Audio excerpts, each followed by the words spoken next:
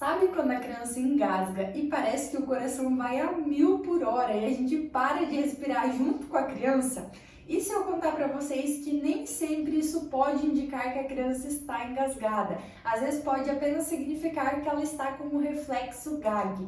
Então, se você quer saber mais sobre isso e manobra para desengasgar a criança caso ela de fato esteja engasgada, fica no vídeo e vem comigo.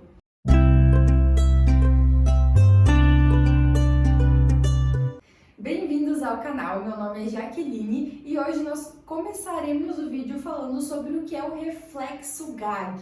Sim, o reflexo gag também é conhecido como reflexo faríngeo ou reflexo de engasgo.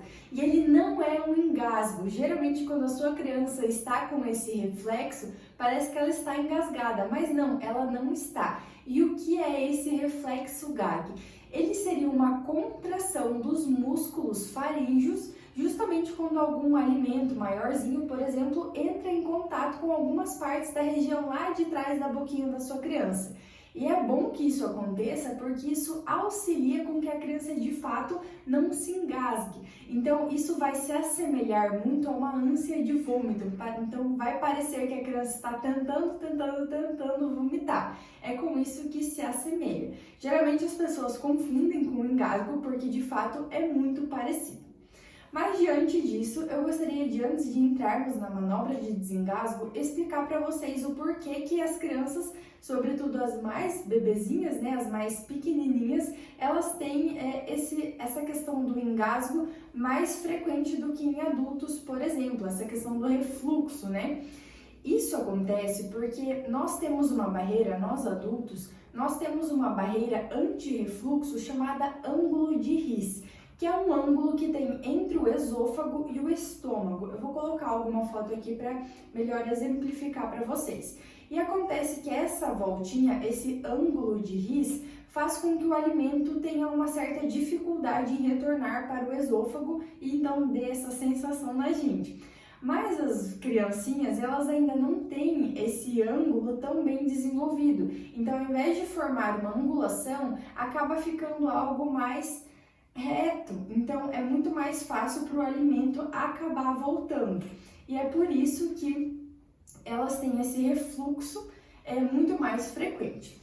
E diante disso, passamos o reflexo gag, passamos sobre o refluxo, porque as crianças têm mais refluxo, e agora vamos entrar então de fato se a criança acabou sendo engasgada, digamos que a criança está engasgada, o porquê isso acontece e como isso acontece.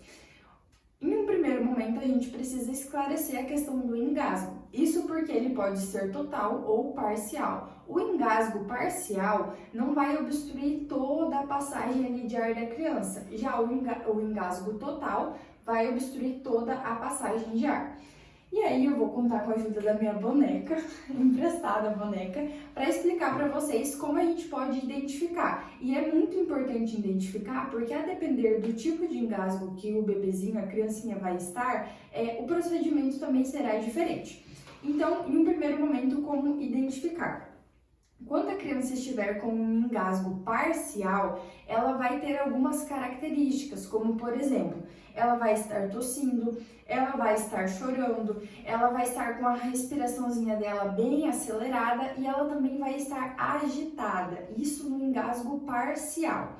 Já no engasgo total, a criança não vai estar tossindo, ela não vai estar chorando, ela pode apresentar a boquinha dela cianótica, ou seja, mais roxada, mais azulada, e além disso, o corpinho dela vai estar mais molinho. Então é dessa maneira que nós vamos identificar que tipo de engasgo a criança está. E diante disso, o que fazer em cada tipo de engasgo? No tipo de engasgo parcial, geralmente a criança consegue sair dele sozinha. Então o ideal é que você deixe a criança em uma posição confortável e geralmente ela mesma com a tosse vai acabar expelindo ali o que está provocando essa obstrução parcial. Mas no segundo caso, quando a criancinha estiver com uma obstrução total, você precisa seguir alguns outros passos.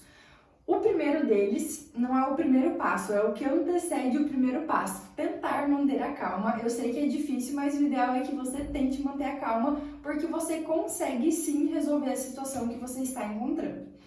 E aí o primeiro passo de fato seria contatar um serviço de urgência e emergência. Então, ou ligar para 192 SAMU ou 193 os bombeiros. E aí, se você estiver com mais pessoas no local, o ideal é que você fale, por exemplo, Ana, digamos que está eu, o bebê e a Ana. Ana, ligue para 192 SAMU agora, para você conseguir atender a criança. Mas caso você esteja sozinha, você liga, coloca no Viva Voz, deixa o celular ali do ladinho e começa a atender a criança. E o que a gente vai fazer como segundo passo? O primeiro é a ligação, o segundo passo. Você vai pegar a criancinha e aí você vai colocar o dedo indicador e o dedo médio na boquinha da criança, ou o dedo indicador e o polegar na boquinha da criança.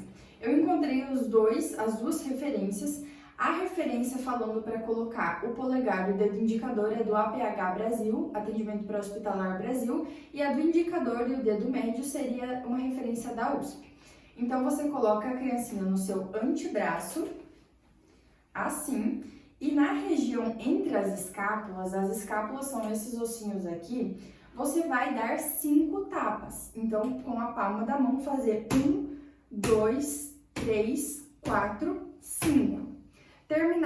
Terminou-se esses tapas, né, esses tapinhas que você vai dar, você coloca a outra mão na parte occipital da criancinha na cabeça, é esse osso mais póstero inferior, nessa regiãozinha, você segura e vira ela na outra perna. E aí, com essa mão aqui, você vai fazer compressões mais ou menos na região entre os mamilos da criança. Você vai fazer 5 também. 1, 2, 3, 4, 5. E em relação a essas compressões, é importante que você vá mais ou menos de 3 a 4 centímetros, que seria mais ou menos a medida de 2 a 3 dedos de profundidade. Na boneca não dá para ver direito porque ela é mais durinha, mas na criancinha vai dar para fazer. E depois disso você vê se a criança está bem. Provavelmente ela já vai ter voltado, mas caso ela não tenha voltado, você repete o procedimento. Repete 5, repete 5. E aí você vê se a criança está bem de novo. Como saber se ela está bem? Como saber se ela já teve a via dela desobstruída? Ela vai estar chorando, ela vai estar tossindo, ela vai estar vomitando. Então é assim que você vai identificar de fato se a criança está bem.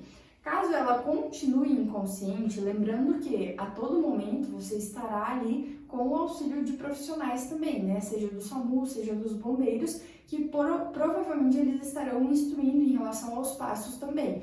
E eles já devem estar chegando, caso a criança apresente-se inconsciente. Mas caso a criança apresente-se inconsciente, a gente realiza outra manobra. Então, caso vocês queiram, eu posso trazer aqui no canal também essa outra manobra. Então, digamos que a criança está tudo bem, deu tudo certo, você conseguiu desobstruir aí, ajudar ela a desobstruir as vias aéreas dela. E aí, além de você saber o que fazer e como identificar, você precisa saber o que não fazer, porque às vezes a gente pode piorar, achando que a gente vai ajudar, a gente piora a situação. Então, saber o que não fazer é tão importante quanto. E em relação ao que não fazer, o primeiro passo é não chacoalhar a criança, porque ao chacoalhar a criança, pode ser que esse objeto que está obstruindo vá ainda mais para baixo, dificultando ainda mais esse refluxo para jogar o objeto para fora. O segundo passo é não enfiar o dedo, porque também às vezes na tentativa de pegar e pinçar o dedo, você acaba empurrando mais para baixo também. E o terceiro passo do que não fazer é não dar água para a criança. Isso porque são 2 canais diferentes. O canal que vai os alimentos, o canal que vai os líquidos, é diferente do canal que vai o ar. Eles têm um canal que é o mesmo, mas eles acabam se dividindo. Então, você jogar água, pode ser que ainda vá água para a região ali dos pulmões, e não é o que a gente quer. Então, esses são os 3 passos do que não fazer também. Esse é o vídeo de hoje. A ideia do vídeo é que cada vez mais informações de qualidade cheguem a pais que precisem, para que vocês tenham também uma maternidade mais tranquila e sem tanta preocupação. Que esse vídeo chegue nas mãos certas e que de fato ele seja um divisor de água na vida e no salvamento de tantas criancinhas. Até mais!